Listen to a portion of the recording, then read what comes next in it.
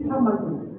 আমি আপনাদের কাছে সবিনয় প্রার্থনা করছি, আপনারা এই দুর্নীতি বক্তব্যকে ঘৃণা করুন, তাহলে সমাজ করে যাবে। আপনি সব পারবেন না, সব আপনার পক্ষে সম্ভব না। আপনার কোনো পয়সা লাগবে না, কোনো খরচ লাগবে না, শুধু বলবেন আপনি দুর্নীতি ব্যক্তি, আপনাকে আমি পছন্দ করি না। এই কথাটা যদি বলতে পারেন, দেশের ৮০% দুর্নীতি কমে যাবে। এটা আমরা অনেকেই পারি না। কে কে পারি না দেখেন, সরকারি কর্মকর্তা পারি না, কারণ তার বসকে সে যদি দুর্নীতিগ্রস্ত বলে তার নিজের সমস্যা হয়। আপনি যিনি জনগণ, যিনি দেশের মালিক, আর্টিকেল 7 আপনার মালিকানা দেওয়া হয়েছে।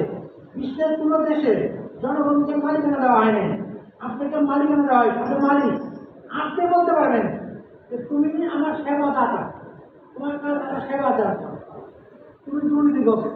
এই কথাটা বলবেন, এই কথাটা বললে দুর্নীতি আমরা অনেক কমে যাবে। আর আপনার নির্ভয়ে এখানে এসে যার বিরুদ্ধে যে কমপ্লেনটা হয় বস্তুনিষ্ঠ ন্যায্য সেটা দিবেন। আমি আমার অফিসের আরও বলতেছি, কোনো কমপ্লেন যে দিবে তার ব্যাপারে কোনো অ্যাকশন যদি কোনো অফিস নেয়, যেন সোচ্চার থাকে।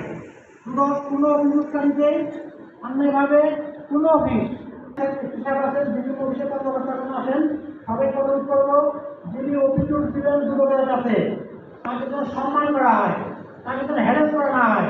কোনো অভিযোগদাতাকে যদি হ্যারাস করা হয়, যুবক সুস্পষ্টভাবে জানিয়ে দিচ্ছে তাদেরকে একটুও ছাড় দেওয়া হবে না। এখানে যুবকের স্থানীয় যে অফিসার আছেন, আমি তাদেরকে নির্দেশ দিয়ে যাচ্ছি, কোনো অভিযোগদাতা যদি কোনো অফিসে হয়রানি হয়, উনি যেন সঙ্গে সঙ্গে আমাদের হেড অফিসকে জানায় যে অভিযোগ দিয়েছিল তাকে এই অফিস হয়রানি করেছে।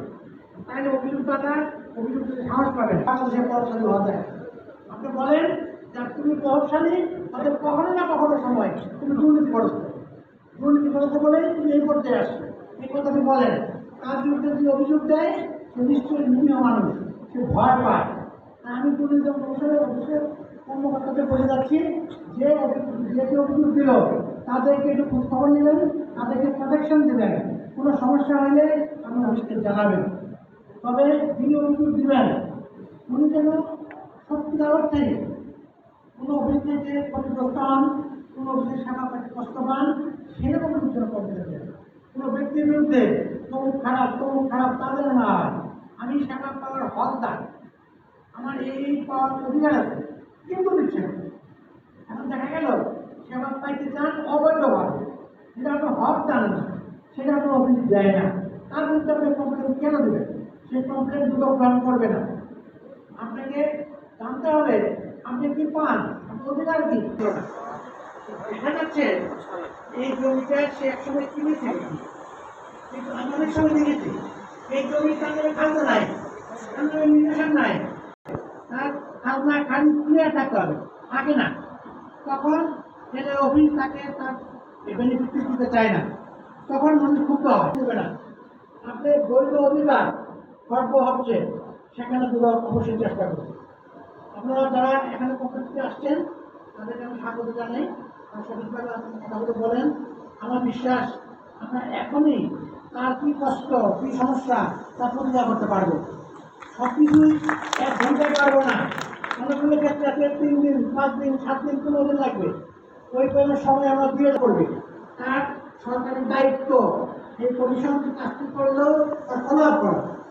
তুমি ফলো আপ করলে প্রতিকার না পায় কমিশনকে জানাবে। আপনারা একটু জানাবেন যে আমি আপনাকে 7 দিন সময় দিয়েছিলাম, মাত্র 9 দিন সময় দিয়েছিলাম, 3 দিন সময় দিয়েছিলাম, আমাদের কাজটি পাইনি।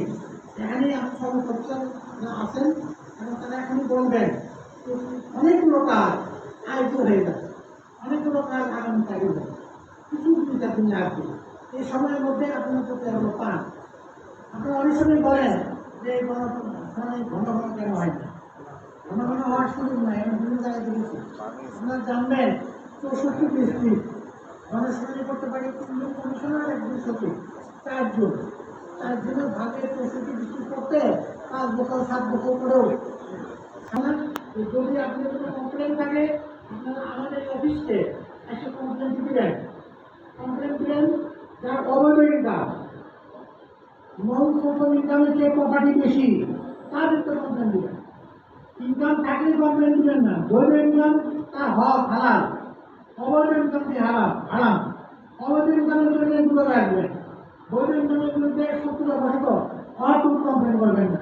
আমাদের কিন্তু হিংসা করার অভ্যাস আছে, এই যে আপনি পুরো জানেন মানুষ হিংসা করে, হিংসা করে ভাবে কোনো অভিযোগ করবেন না। যে অভিযোগের সত্যতা নাই, সেই অভিযোগ করলে পুরো কোনো প্রতিকার দিবে না। আপনারা যে অভিযোগটি পান না কিন্তু পাওয়া উচিত সে ব্যাপারে আছে। আমি এক কথা বলে খবর নষ্ট করতে চাই না, এবং কাজ যেটা সেটা আমরা বলতে চাই। আপনি সকলকে স্বাগত জানাই, সকলে এই অভিযোগগুলো নিয়ে আসেন, তার অভিযোগের কথা বলেন। আপনাদের প্রোটেকশন দেওয়ার দায়িত্ব দুর্গের, আপনাদের অভিযোগকারী তাদের আমরা প্রোটেক্ট করবো ইনশাআল্লাহ, তাদের কোনো ক্ষতি হতে দেব না, এই কথা আমি দিয়ে যাচ্ছি। ধন্যবাদ সকলকে। ধন্যবাদ সম্মানিত কমিশনার তদন্ত মহোদয়কে এমন গুরুত্ব ঘোষণামূলক বক্তব্য প্রদানের জন্য। এবার সভাপতির বক্তব্য প্রদান করবেন নারায়ণগঞ্জ জেলার সম্মানিত জেলা প্রশাসক জনাব মোহাম্মদ মাহমুদুল্লাহ। আমি স্যারকে বিনীতভাবে অনুরোধ জানাচ্ছি বক্তব্য প্রদানের জন্য।